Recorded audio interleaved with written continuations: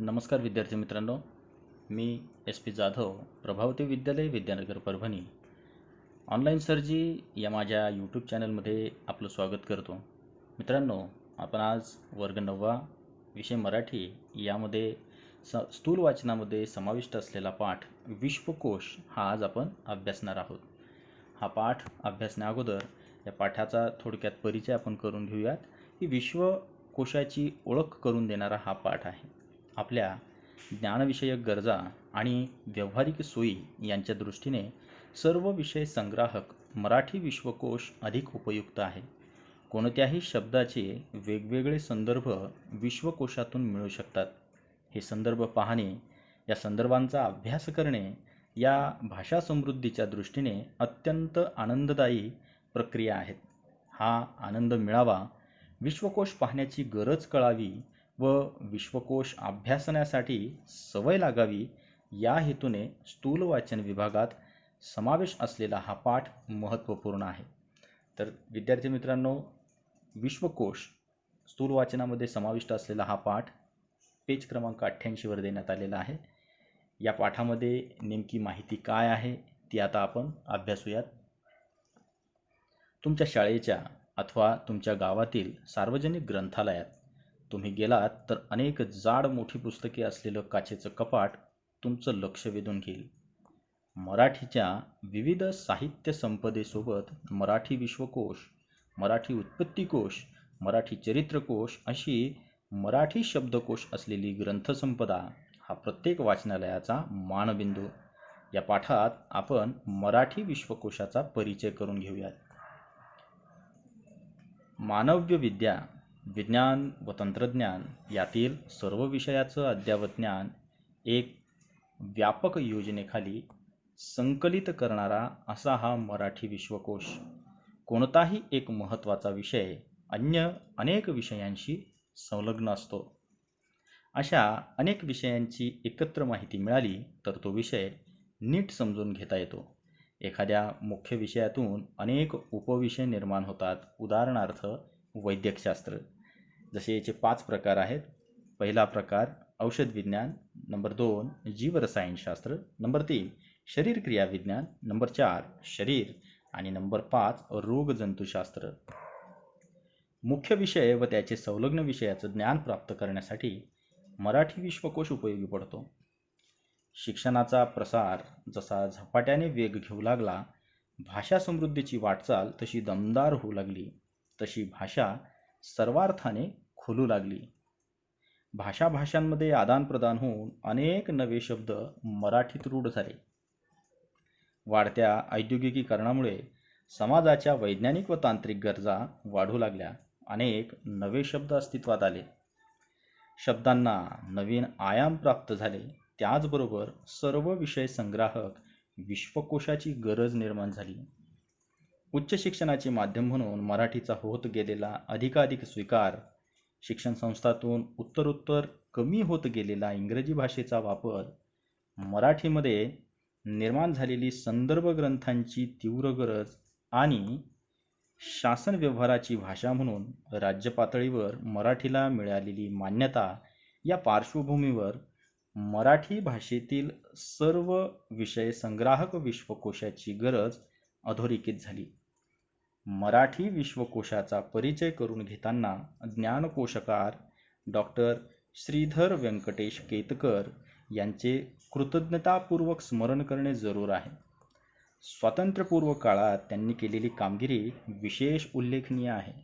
तथापि त्यानंतरच्या काळात, विशेषतः स्वातंत्र्योत्तर काळात ज्ञानविकासाच्या क्षेत्राचा ज्या वेगाने विकास झाला, हा विकास लक्षात घेऊन विद्यमान ज्ञान क्षेत्रांचा सर्वांगीण परिचय करून देणारा मराठी विश्वकोश हा आश्वासक प्रयत्न आहे.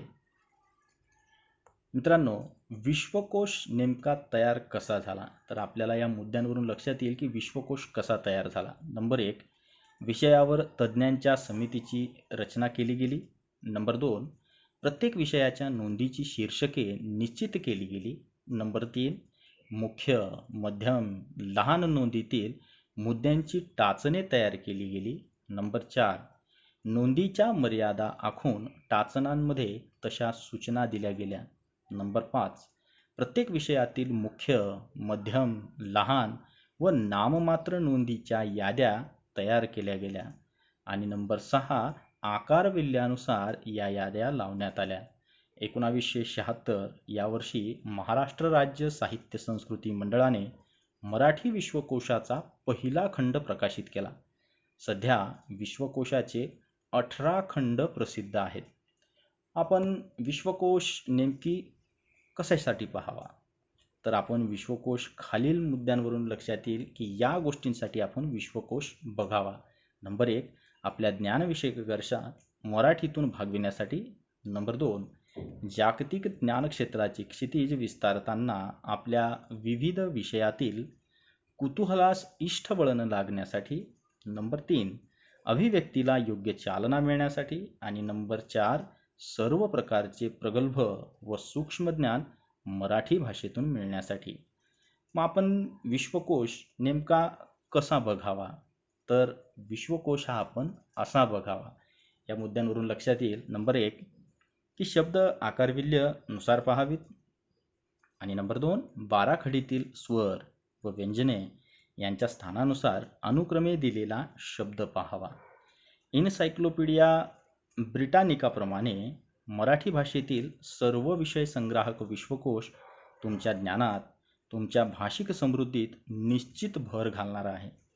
भाषा व त्यासंबंधीचे संदर्भ यांची गंमत अनुभवण्यासाठी विश्वकोश पाहण्याची सवय लावून घ्यायला हवी.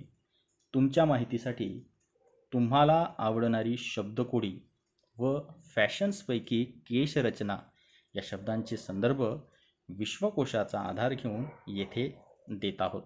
तुम्हाला आवडणारे कोणतेही शब्द, त्यांचे अर्थ, संदर्भ विश्वकोशातून शोधा व भाषेचे अनोखे अंग जाणून घ्या.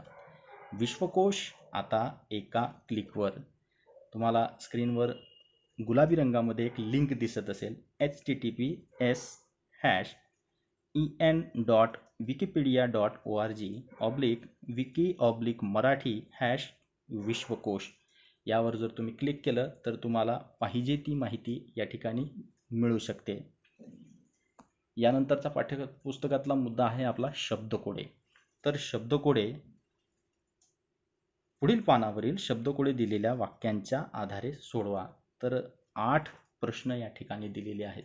या प्रश्नांची उत्तरं जी आहेत ती उत्तरं आपल्याला 9वीच्या पाठ्यपुस्तकात 90 क्रमांकाच्या पेजवर वरच्या बाजूला जे कोडे सोडवण्याचे रकाने दिलेले आहेत त्या ठिकाणी आपल्याला लिहायचे आहेत. तर ही प्रश्न आणि या प्रश्नांची उत्तरं काय आहेत ती आपण बघूयात. स्वेदगंगा या कविता संग्रहाचे कवी ते आहेत करंदीकर.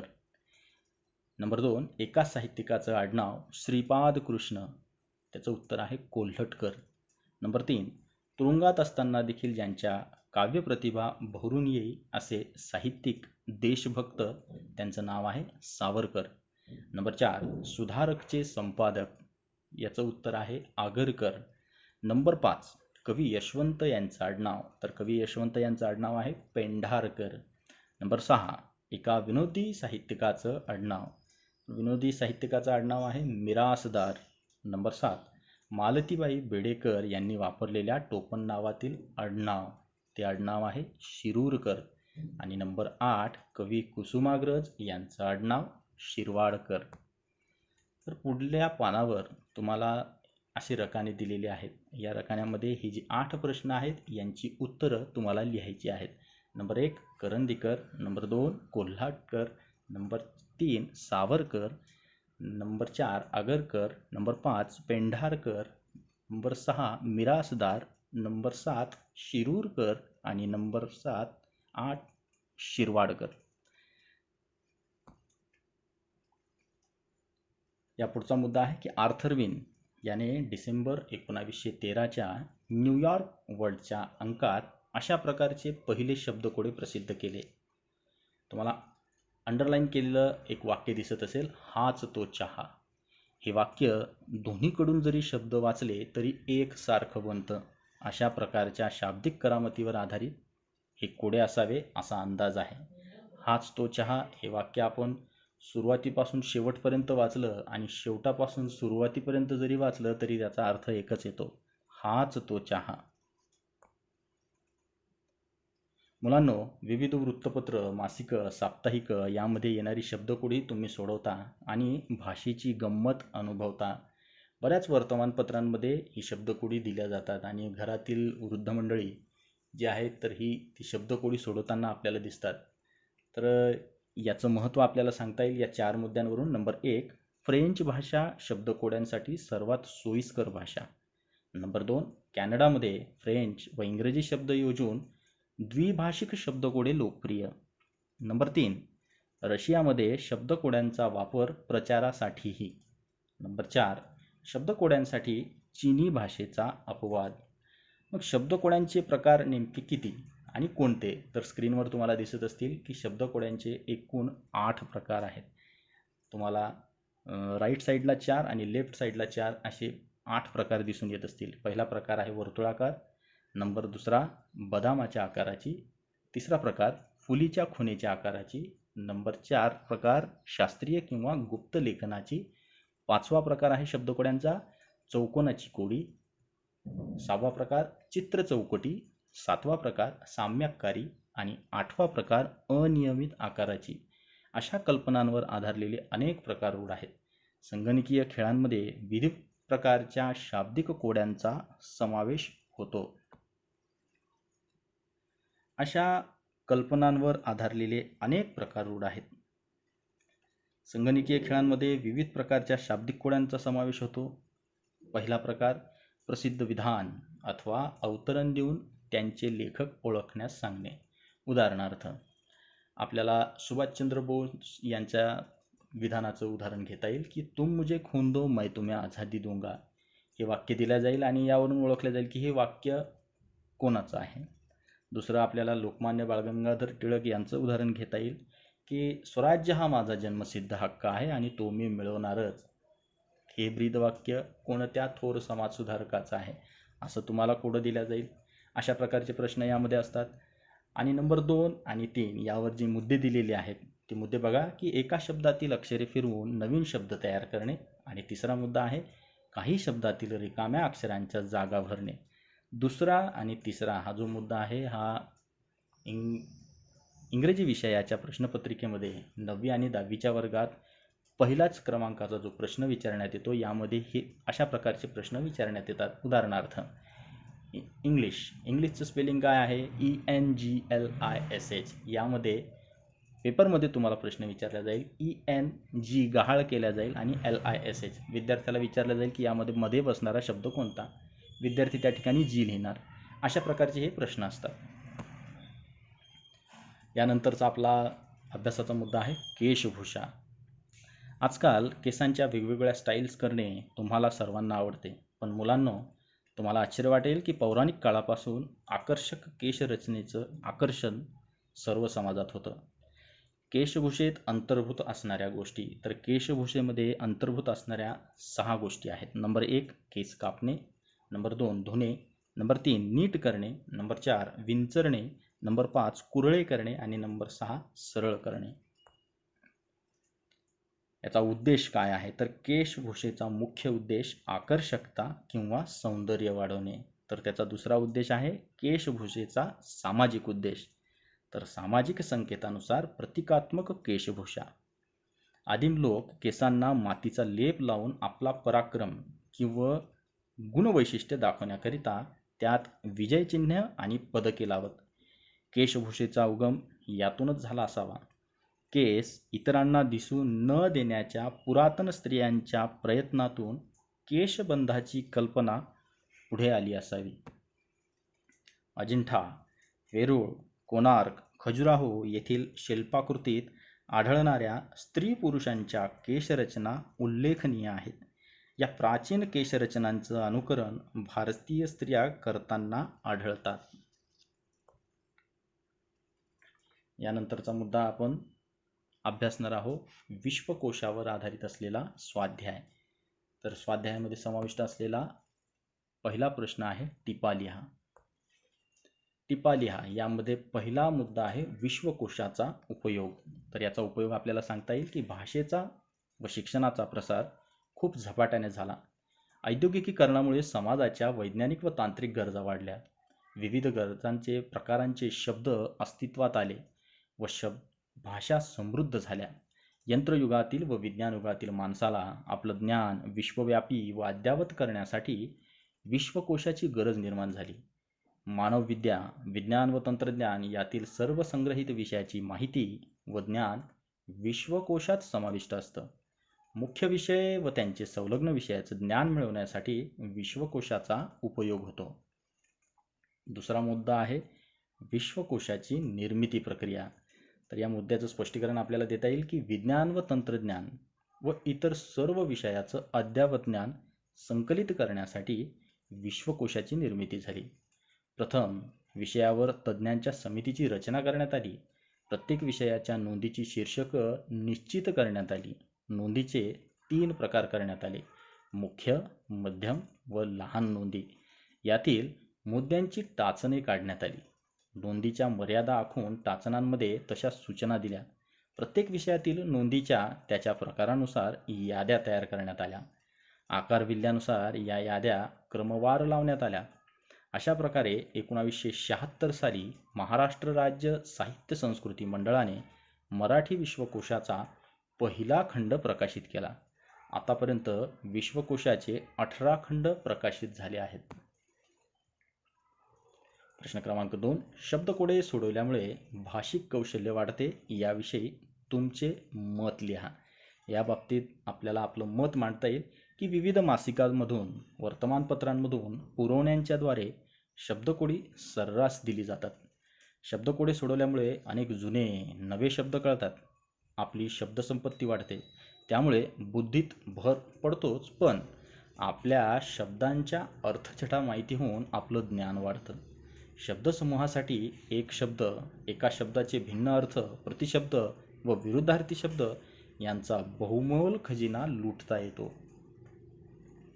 उदाहरणार्थ, जंगल या शब्दाला अरण्य, रान, वन, कानन, विपिन असे पर्यायी शब्द कळल्यामुळे आपण शब्दसंपन्न होतो.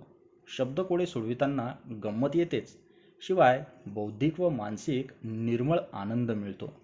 कालानुरूप शब्दांच्या अर्थकक्षा रुंदावल्या व फैलावल्या याची जाण शब्दकोड्यांमुळे येते. अशा प्रकारे शब्दकोडे सोडविल्यामुळे भाषिक कौशल्य वाढते. प्रश्न क्रमांक 3. विश्वकोश पाहण्याचे तुम्हाला लक्षात आलेले फायदे लिहा. तर विश्वकोश पाहण्याचे फायदे आपल्याला पुढील प्रमाणे सांगता येतील की आपल्याला माहीत नसलेल्या विषयाची सांगोपांग माहिती मिळवण्यासाठी विश्वकोश आपल्याला मदतनीस होतो. त्या विषयाच्या अनुषंगाने असलेले संलग्न विषय कळतात व विषय साखळीमुळे त्या विषयाचे सखोल ज्ञान प्राप्त होतं. आपले ज्ञानविषयीचे कुतूहल शमविण्याचे विश्वकोश हे एक उत्तम साधन आहे. विश्वकोश पाहण्याने आपले जागतिक ज्ञान क्षेत्राची क्षितिज विस्तारते. आपल्या अभिव्यक्तीला योग्य चालना मिळते. मराठी विश्वकोश हाताळल्यामुळे सर्व प्रकारचे प्रगल्भ व सूक्ष्म ज्ञान मराठी भाषेतून मिळते व आपल्या ज्ञानविषयक गरजा भागतात. प्रश्न क्रमांक 4. केशभूषेचे उद्देश सांगून त्यात कोणत्या गोष्टींचा अंतर्भाव होतो ते स्पष्ट करा. याचं उत्तर सांगता येईल की मोकळे केस इतरांना दिसू नयेत म्हणून पुरातन स्त्रियांनी केशबंधनाची कल्पना राबवली असावी. या कल्पनेतून केशभूषेचा उगम झाला असावा. लेण्यांमधल्या शिल्पकृतीत आढळणाऱ्या स्त्रियांनी केलेल्या प्राचीन केशरचनांचे अनुकरण भारतीय स्त्रिया करताना आढळतात. केशभूषेचा मुख्य उद्देश हा आकर्षकता व सौंदर्य वाढविणे हा आहे. सामाजिक संकेतानुसार प्रतिकात्मक केशभूषा करणे हा केशभूषेचा सामाजिक उद्देश ठरतो. केशभूषेत केस कापणे, नीट करणे, विंचरणे, कुरळे किंवा सरळ करणे या गोष्टींचा अंतर्भाव होतो. प्रश्न क्रमांक 5. विश्वकोशाचा उपयोग तुम्हाला मराठी भाषेतील ज्ञान प्राप्त करण्यासाठी कसा होऊ शकेल ते लिहा. तर विश्वकोशाचा उपयोग आपल्याला मराठी भाषेचं ज्ञान प्राप्त करण्यासाठी कसा होऊ शकेल याचं स्पष्टीकरण सांगता येईल की मराठी भाषेतील कोणत्याही विषयाचं ज्ञान मिळवण्यासाठी मराठी विश्वकोश हे अतिशय उत्तम साधन आहे. ज्ञान, विज्ञान, तंत्रज्ञान, तत्त्वज्ञान, क्रीडा व कला इत्यादी अनेक ज्ञान क्षेत्राबद्दलचे आपले कुतूहल पूर्ण करण्याचं कार्य विश्वकोशातर्फे सुलभ झालं आहे. मराठी भाषेची व्युत्पत्ती, तिचा इतिहास, वेदांपासून ते अद्ययावत साहित्याविषयीचा सर्वांगीण माहिती व ज्ञान मिळवणे विश्वकोशामुळे सहज सोपे झाले आहे. मराठी भाषा ही माझी मातृभाषा आहे. तिच्यावर माझं नितांत प्रेम आहे. मराठी भाषेतील प्राचीन काव्य, अनेक रचनाबंध समजून घेण्यासाठी मला मराठी विश्वकोशाचा उपयोग होईल.